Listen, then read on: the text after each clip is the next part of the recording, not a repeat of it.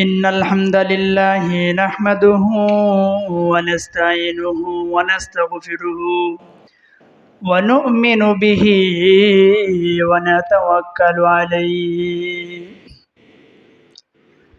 ونعوذ بالله من شرور أنفسنا ومن سيئات أعمالنا من يهده الله فلا مضل له ومن يضلله فلا هادي له ونشهد أن لا إله إلا الله ونشهد أن لا إله إلا الله وحده لا شريك له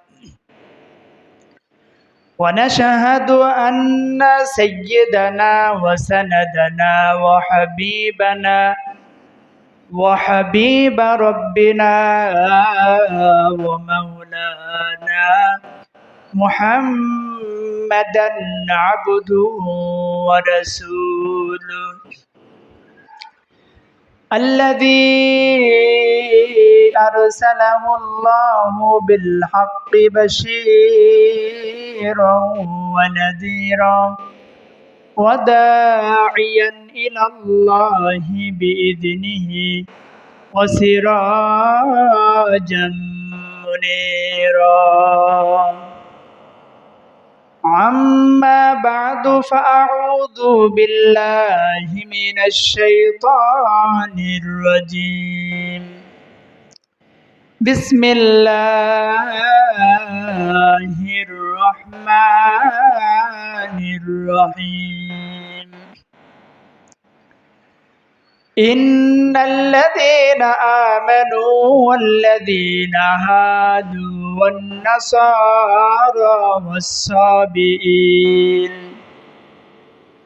والصائبين من آمن بالله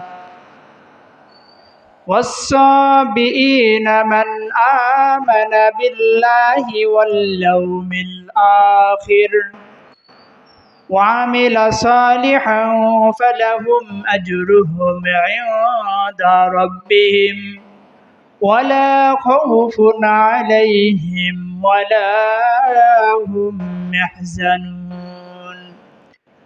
وإذا أخذنا ميثاقكم ورفعنا فوقكم الطور خذوا ما آتيناكم بقوة واذكروا ما فيه لعلكم تتقون صدق الله المولانا العظيم وصدق رسوله النبي الكريم ونحن على ذلك من الشاكرين والذاكرين والحمد لله رب العالمين সকলে মহব্বতের সহিত দরুদ ইব্রাহিম পাঠ করি اللهم صل على محمد وعلى آل محمد كما صليت على إبراهيم وعلى آل إبراهيم إنك حميد مجيد اللهم بارك على محمد وعلى آل محمد كما باركت على إبراهيم وعلى آل إبراهيم إنك حميد مجيد بلغ العلا بكماله كشف الدجى بجماله حسنت جميع خصاله صلوا عليه وآله يا صاحب الجمال ويا سيد البشر من وجهك المنير لقد نور القمر بلغ العلا بكماله كشف الدجى بجماله حسنت جميع خصاله صلوا عليه وآله আলহামদুলিল্লাহ। আল্লাহ ফাকর রব্বুল আলামিনের দরবারে লাখো লাখো শুকরিয়া যে মহান রব্বুল আলামিন আমাদেরকে দয়া করে মায়া করে ভালোবেসে বরকতের দিন রহমতের দিন জুমার দিন সপ্তাহের মধ্যে শ্রেষ্ঠ দিন সমস্ত উম্মতে মুহাম্মাদের জন্য ঈদের দিন, গরিবের জন্য হজের দিন, দামি একটা দিন। এই দামি দিনে আল্লাহ তাআলার কাজ করার জন্য আসার, কোরআন থেকে কিছু কথা বলার শোনার তৌফিক দান করছেন, সেজন্য শুকরিয়া আদায় করি। সকলে বলি আলহামদুলিল্লাহ। আল্লাহ তাআলা আমাদেরকে যে আনছেন, আল্লাহ তাআলার দয়া ইহসান অনুগ্রহ ছাড়া আমরা কেউ আসতে পারি নাই। আল্লাহ তাআলা আপনার আমার উপর বড় দয়া করছেন, ইহসান করছেন, সেজন্য আসতে পারছি। আল্লাহ তাআলার দয়া সবার প্রতি, কিন্তু বিশেষ দয়া বিশেষ ইহসান এটা সবার জন্য না। বিশেষ ইহসান দয়া কার জন্য? যারা নাকি আল্লাহ তাআলার কাজ করতে চায়, যারা ঈমানকে মজবুত করে, আমলকে সুন্দর করে, তাদের প্রতি আল্লাহ তাআলার খাস ইহসান দয়া থাকে। এজন্য আমরা যারা আসতে পারছি, আমাদের উপর আল্লাহ তাআলার খাস ইহসান আছে, দয়া আছে। কারণ এই এলাকার মধ্যে অনেক মানুষ আছে, সবাই আসতে পারে না, পারবে না। কেন? তাদের প্রতি আল্লাহ তাআলার দয়া ইহসান নাই। আপনারা যারা তাবলীগ নিয়ে আসছেন, নবীওয়ালা কাজ নিয়ে আসছেন, আপনাদের যাদেরকে আল্লাহ তাআলা ইহসান করছেন, দয়া করছেন, তারাই আসতে পারছেন। এটা মনে করতে হবে যে আল্লাহ তাআলা আমাকে মোহব্বত করে ভালোবাসে, আমার উপর আল্লাহ তাআলা ইহসান করছেন, সেজন্য আমি আসতে পারছি। আল্লাহ তাআলা যদি ইহসান না করতেন তাহলে আসতেও পারতাম না। এজন্য এক প্রকার দয়া যেটা সবার জন্যই, কিন্তু বিশেষ খাস যেটা দয়া এটা সবার জন্য না। এটা যারা ঈমানকে সুন্দর করবে, আমলকে মজবুত করবে, এদের উপর। এজন্য আল্লাহ তাআলা আমাদেরকে যে ভালোবাসেন, মহব্বত করেন, আনছেন, সেজন্য আবারও সে মহান রব্বে কারিমের দরবারে শুকরিয়া আদায় করি। সকলে বলি আলহামদুলিল্লাহ। যত বেশি শুকরিয়া আদায় করব তত বেশি লাভ। দুনিয়ার মধ্যে ফসল আপনি যত ফলাইবেন তত ফসল আপনার হবে, আপনি তত লাভবান হবেন। যত ব্যবসা বেশি করবেন তত লাভ বেশি হবে, আপনি লাভবান হবেন। যত গাড়ি নিয়ে বের হবেন তত বেশি আপনি টাকা রোজগার করতে পারবেন, আপনার তত বেশি লাভ। দুনিয়ার যত কাজ বেশি করা যাবে তত ফায়দা বেশি। তদ্রূপভাবেও আল্লাহ তাআলা বলেন, আমার শুকরিয়া যত বেশি আদায় করবা তত বেশি তোমার লাভ। কি লাভ? শুকরিয়া আদায় করবা, তোমার নিয়ামত আমি রব বাড়াইয়া দেব। আল্লাহ তাআলার নিয়ামত ছাড়া দুনিয়ার মধ্যে আপনি আমি এক সেকেন্ড বেঁচে থাকতে পারবো? এই যে নিঃশ্বাস নিতেছি, ছাড়তেছি, আল্লাহ তাআলা যদি বলে নিঃশ্বাস নেওয়া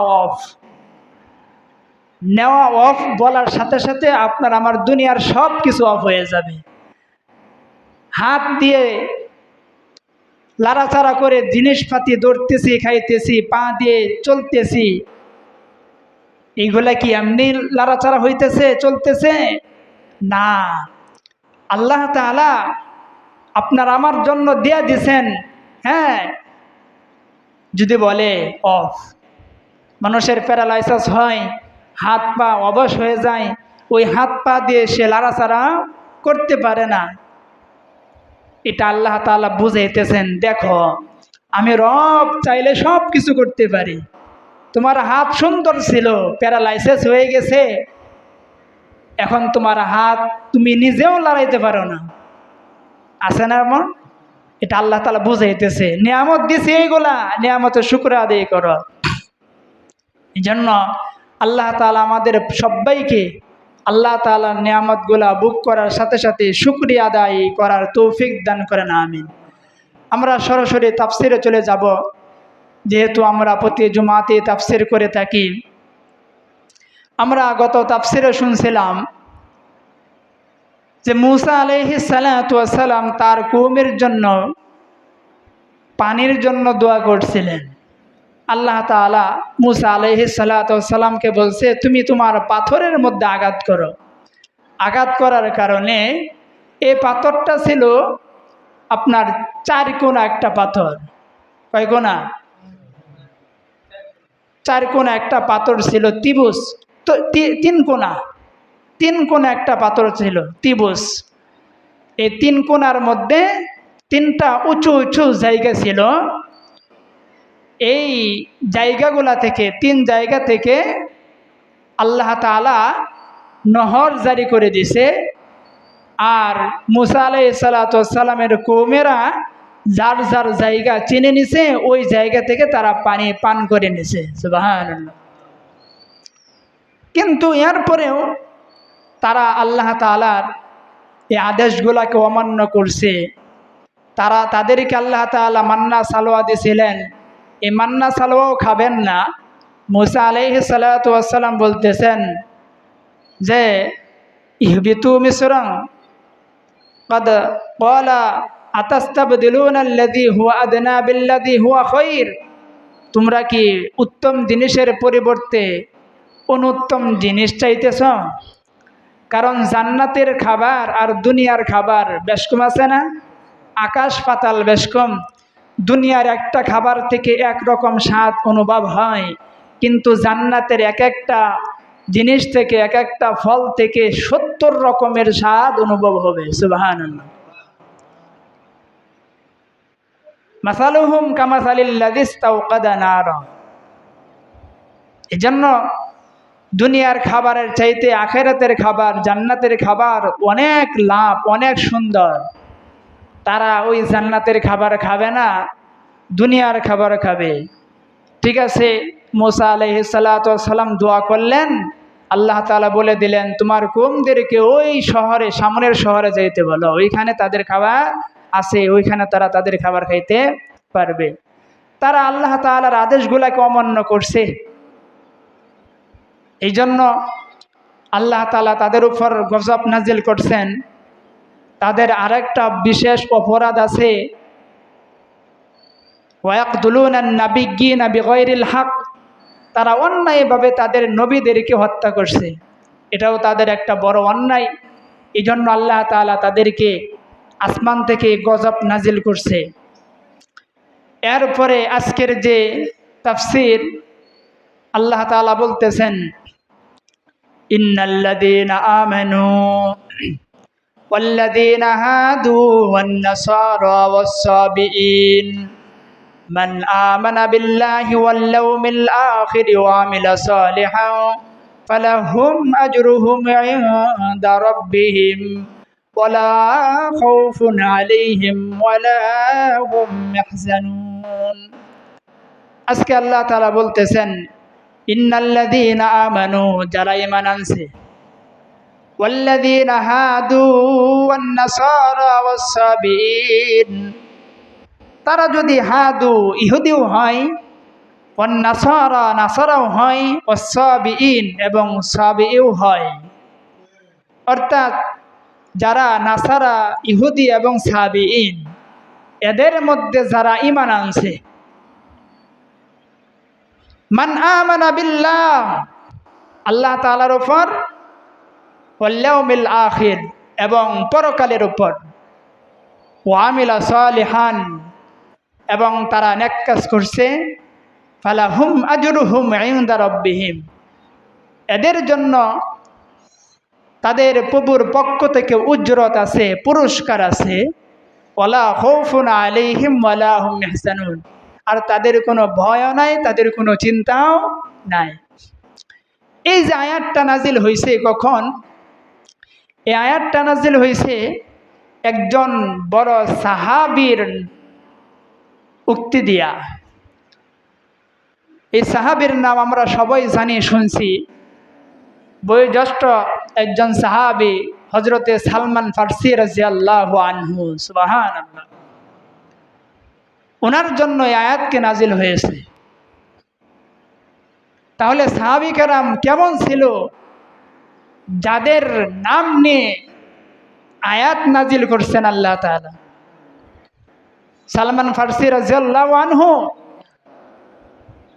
একজন বৃদ্ধ সাহাবী আছেন। উনি আল্লাহ রাসূল সাল্লাল্লাহু আলাইহি ওয়াসাল্লামের কাছে আয়েশা তার সম্প্রদায়ের লোকদের কথা জানাইতেছে যে, রাসূল, আমার কওমের লোকেরা এমন এমন করে, তারা রোজাও রাখে, তারা নামাজও পড়ে, তারা আপনার উপর ঈমানও রাখে। তো রাসূল, তারা যেমন করে তাদের বিষয়ে আপনার অভিমতটা কি? আল্লাহ রাসূল বলেন, তারা জাহান্নামী। বলেন নাউজুবিল্লাহ। এই কথা বলার সাথে সাথে হযরতে সালমান ফারসি রাদিয়াল্লাহু আনহুর উপর যেন আসমান ভেঙে মাথায় পড়ে গেল। পায়ের নিচ থেকে যেন মাটিগুলো সরে যেতে লাগলো। কেন? কারণ তার সম্প্রদায়েরা নামাজও পড়ে, রোজাও রাখে, নবীর উপর ঈমানও রাখে, বিশ্বাসও করে। আমি আমার কওমের কথা নবীকে জানাইলাম, কিন্তু নবী বলতেছে তারা জাহান্নামী। এমন কথা বলার পরে সালমান ফারসির এমন অবস্থা হয়ে গেছে, চিন্তায় তিনি বিমূঢ় হয়ে গেছেন। তখন ওই সময় হযরতে সালমান ফারসি রাদিয়াল্লাহু আনহুকে সান্ত্বনা দেওয়ার জন্য আল্লাহ তাআলা এই আয়াত নাজিল করছেন যে, ইন্নাল্লাযীনা আমানু ওয়াল্লাযীনা হাদু ওয়ান নাসারা ওয়াস-সাবিঈন, যারা ইহুদি, নাসারা, সাবিঈন, এদের মধ্যে যারা ঈমান আনছে। মান আমানা বিল্লাহ, কেমন ঈমান? যারা আল্লাহ তাআলার উপর ঈমান রাখে, বিশ্বাস রাখে। ওয়াল ইয়াউমিল আখির, এবং কিয়ামতের উপরও বিশ্বাস রাখে। ওয়া আমিলা সালিহা, এবং নেক কাজ করে। এই সমস্ত ইহুদি, নাসারা, সাবিঈন, তাদের জন্য উজরত আছে। ফালাহুম আজরুহুম ইনদা রাব্বিহিম, এই সমস্ত ইহুদি, নাসারা, সাবিঈনদের জন্য তাদের প্রভুর পক্ষ থেকে উজরত রয়েছে। বলেন সুবহানাল্লাহ। ওয়ালা খাউফুন আলাইহিম ওয়ালা হুম ইয়াহজানুন, তাদের কোনো চিন্তাও নাই, তাদের কোনো ভয় নাই। তাহলে আমরা বুঝতে পারলাম, মানুষ যেমনই হোক, এখানে তো ইহুদি, নাসারা, সাবিঈন তাদের কথা বলছে। কারণ ওই সময় এই তিনটা জাতি আছেন। হাদু, ইহুদি বলা হয় কাদেরকে?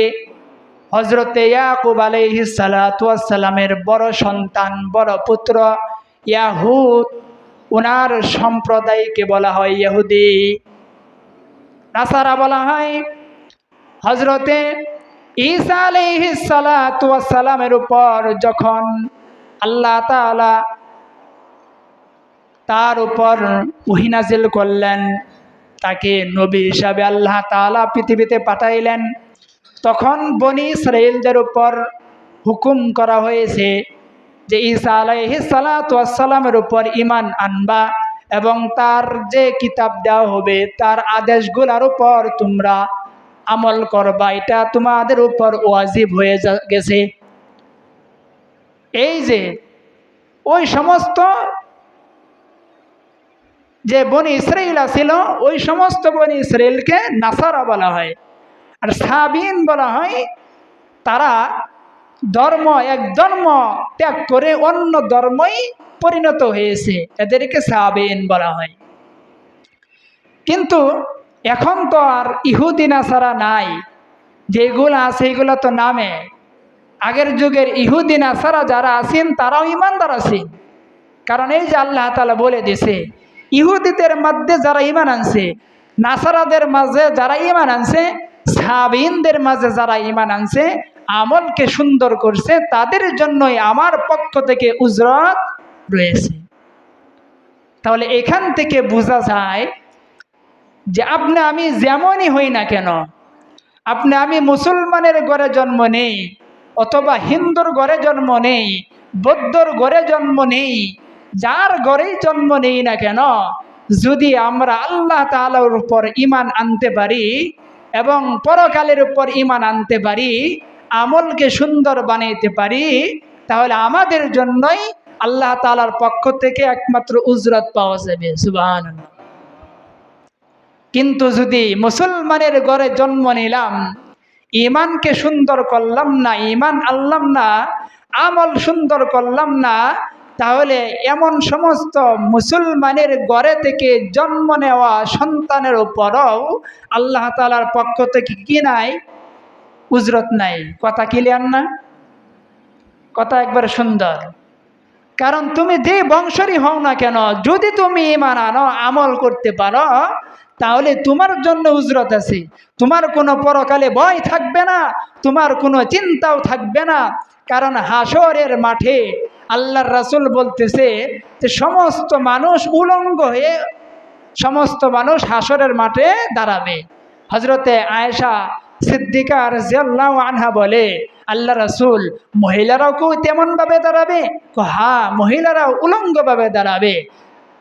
আয়েশা সিদ্দিকা রাদিয়াল্লাহু আনহা বলেন, মানুষ কি মানুষের দিকে তাকায় দেখবে না? লজ্জা লাগবে না? আল্লাহ রাসূল বলেন, এ আয়েশা, একজন আরেকজনের দিকে তাকাবে তো দূরের কথা, নিজের চিন্তায় এমন চিন্তিত হবে তার অন্য কোনো চিন্তা তার মাথায় আসবে না। তাহলে হাসরের মাঠ কেমন চিন্তিত থাকবে? নবীরা পর্যন্ত চিন্তিত থাকবে। উম্মতেরা তাদের নবীদের কাছে যাবে, বলবে আমার কোনো পাওয়ার নাই, আমি নিজেই তো অন্যায় করছি, আমি নিজেই তো গুনাহগার, আমার কোনো ক্ষমতা নাই, অমুক নবীর কাছে যাও। অমুকে বলবে আমারও কোনো ক্ষমতা নাই, অমুকের কাছে যাও। এইভাবে একজন আরেকজনের কাছে তাড়াইয়া দিবে। কেন? তারা নিজেরাই, তাদের কোনো শক্তি থাকবে না। নবীরা পর্যন্ত চিন্তিত থাকবে। তাহলে আপনি আমি এখন মুসলমানের ঘরে জন্ম নিয়ে এই কই যে আমি মুসলমানের ঘরে জন্ম নিয়েছি, জান্নাত তো আল্লাহ আমার জন্যই বানায় রাখছে, নাকি কয়? আবার এমন কিছু হাদিস বলে নামাজ নাই, কি নাই? নামাজ নাই। সাহাবীরা যদি বলে, সাহাবীদের নামে যদি কোরআনের আয়াত নাজিল হয়, তাহলে ওই সমস্ত সাহাবীরা যদি না বলে তাকে নামাজের দরকার নাই, তুমি কেমন কিতাব পড়নেওয়ালা হয়ে গেছ? তুমি তো কিছুই পারো না, ব কলম জানো না, তোমার ভিতর থেকে কোনো একটা অক্ষর বের হবে না, তুমি সমস্ত কাজ তোমার হাতের টিপ দিয়ে চলো, কিন্তু তুমি আবার হাদিস বলো। আছেন এমন কিছু মুসলমান? তাহলে আজকের এই আয়াত থেকে বুঝলাম, মুসলমানের ঘরে জন্ম নিলেও আল্লাহর উপর ঈমান রাখতে হবে, পরকালের উপর ঈমান রাখতে হবে, নেক কাজ করতে হবে, তাহলে রবের পক্ষ থেকে কি পাওয়া যাবে? উজরত পাওয়া যাবে। কাল হাসরের মাঠে কোনো চিন্তাও থাকবে না, ভয়ও থাকবে না। প্রত্যেকটা মানুষের হাতের আধা হাত উপর, মাথার আধা হাত উপরে সূর্য চলে আসবে। যারা দুনিয়াতে আল্লাহর উপর ঈমান রাখছে, পরকালের উপর ঈমান রাখছে, নেক কাজ করছে, তাদেরকে মহান রব তার আরশের ছায়ার নিচে জায়গা করে দিবে। সুবহানাল্লাহ। বাকিরা সবাই ওই সূর্যের তাপে তাদের অবস্থা এমন হবে, শরীর ঘেমে ঘেমে পানি পড়তে থাকবে, কারো হাঁটু পর্যন্ত পানি হয়ে যাবে, কারো মুখ বুক পর্যন্ত পানি হয়ে যাবে, কারো থুতনি পর্যন্ত পানি হয়ে যাবে, ঘাম পড়তে পড়তে। আর বলতে থাকবে, যদি আমাদেরকে জাহান্নামেও দাও, আমাদেরকে জাহান্নামেই দিয়ে দাও, এরপরে আর এই হাসরের মাঠের এত কষ্ট আর সহ্য হইতেছে না। তাহলে একজন হাসরের মাঠে মানুষের যদি এমন অবস্থা হয় যে হাসরের মাঠ আর সহ্য হইতেছে না, জাহান্নামের আগুন, জাহান্নামের শাস্তি তার জন্য সহ্য হবে এমনটা মনে হবে, তাহলে হাসরের মাঠ এটা কেমন কঠিন হইতে পারে? চিন্তা করা যায়? চিন্তা করা যায় না। এরপরেও আমরা মুসলমান, আমরা বুঝতেছি না, শুধু বলি যে আমি তো মুসলমানের ঘরে জন্ম নিয়েছি, আমার আর কাজ করার দরকার নাই, আল্লাহ আমাকে কি দিবে? জান্নাত দিবে। আল্লাহকে কোরআনের কোনো জায়গায় বলছে আইওয়াল মুসলমান ফি জান্নাহ? বলছে কোরআনের কোনো জায়গায়? কোনো জায়গায় বলে নাই। জান্নাত যেই জায়গার কথা বলছে ওই জায়গাতে আল্লাহ বলছে ঈমান আনো, আমল করো। ইন্নাল্লাযীনা আমানু ওয়া আমিলুস সালিহাতি কানাত লাহুম জান্নাতুল ফিরদাউসি নুজুলা। বলেন সুবহানাল্লাহ। ইন্নাল্লাযীনা আমানু, যারা ঈমান আনছে, ওয়া আমিলুস সালিহাত, এবং নেক কাজ করছে, জান্নাতুল ফিরদাউসি নুজুলা, ওই সমস্ত ঈমানওয়ালা এবং আমলওয়ালা মানুষের জন্য আমি রব জান্নাতুল ফিরদাউস বানায় রাখছি। সুবহানাল্লাহ। তাহলে কোন জায়গায় যদি কোরআনের আল্লাহ এমন না বলে থাকে যে মুসলমানের ঘরে জন্ম নিলেই জান্নাত তোমার জন্য, এমন কথা যদি বলে না থাকে, তাহলে আপনি আমি কেমন ভাবে এই কথা ধারণা নেই যে আমি তো মুসলমানের ঘরে জন্ম নিয়েছি, আমার বাপ মুসলমান, আমার দাদা মুসলমান, আমার 14 গোষ্ঠী মুসলমান, জান্নাত তো আমার জন্যই। এটা কেমন ভাবে চিন্তা করি? আল্লাহ তাআলা কোরআনের যত জায়গায় জান্নাতের কথা বলছে, এর আগে দিকেই বলছে ঈমান আনো, আমল করো। এইখানেও আল্লাহ বলতেছে তুমি যেমনই হও না কেন, সাদা হও, কালা হও, বাড়ি হও, উঁচু হও, যেমনই হও না কেন, এখানে আল্লাহ তো বলছে ইহুদি হও, নাসারা হও, সাবিইন হও, যে জাতীয় হও না কেন, যদি তুমি ঈমান আনতে পারো, আমল করতে পারো, তাহলে তোমার জন্যই আমার পক্ষ থেকে উজরত আছে, পুরস্কার আছে। পুরস্কার কি? জান্নাত। সুবহানাল্লাহ। তাহলে বুঝলাম আমরা মুসলমানের ঘরে জন্ম নিলে জান্নাত না। মুসলমানের ঘরে জন্ম নিয়েছি ঠিক, যদি ঈমানটা সুন্দর করতে পারি, আমলটা সুন্দর বানাইতে পারি, তাহলে আপনার আমার মতন মুসলমানকে আল্লাহ তাআলা জান্নাত দিয়ে দিবে। সুবহানাল্লাহ। কারণ আল্লাহ তাআলা কোরআনের অন্য জায়গায় বলেন ইয়া আইয়ুহাল্লাযীনা আমানু দুখুলু ফিস সিলমি কাফা, হে ঈমানদারেরা তোমরা পরিপূর্ণভাবে দ্বীনের মধ্যে দাখিল হও। ঈমানদারকে বলতেছে, কারণ ঈমানদার কারা? যারা আল্লাহর উপর বিশ্বাস রাখে, পরকালের উপর বিশ্বাস রাখে, জান্নাত জাহান্নামকে বিশ্বাস করে, শেষ নবী এবং সমস্ত নবীর উপর ঈমান আনে, এরাই হলো ঈমানদার। এখন এই ঈমানদারকে আল্লাহ বলতেছে তুমি তোমার দ্বীনের মধ্যে পরিপূর্ণভাবে প্রবেশ করো। এখন যারা এইগুলা বিশ্বাস করে, আল্লাহর উপর ঈমান রাখে, নবীদের উপর ঈমান রাখে, জান্নাত জাহান্নামকে বিশ্বাস করে, এরাই তো ঈমানদার, ঠিক আছে না? এখন এই ঈমানদারেরা যদি চুপ করে বসে থাকে, দ্বীনের মধ্যে পরিপূর্ণভাবে দাখিল না হয়, তার জন্য কি জান্নাতের কথা বলছে? মুসলমান হইলেই হবে না, এইগুলার প্রতি বিশ্বাস করলেই হবে না। বিশ্বাস তো সমস্ত মানুষই করে থাকে, সামনের আয়াতে বলতেছে। এই জন্য আমরা বুঝলাম যে আমাদের পূর্ণ কাজ হলো ঈমানকে সুন্দর করা এবং আমলকে মজবুত করা, আমলকে সুন্দর করা। তাহলে আমাদেরকে আল্লাহ তাআলা জান্নাত দিবে পরকালে, হ্যাঁ, এবং হাসরের মাঠে আমাদের কোনো চিন্তাও থাকবে না, কোনো ভয়ও থাকবে না। এই আয়াতের বিষয়ে আলোচনা করলে অনেক সময় লাগবে।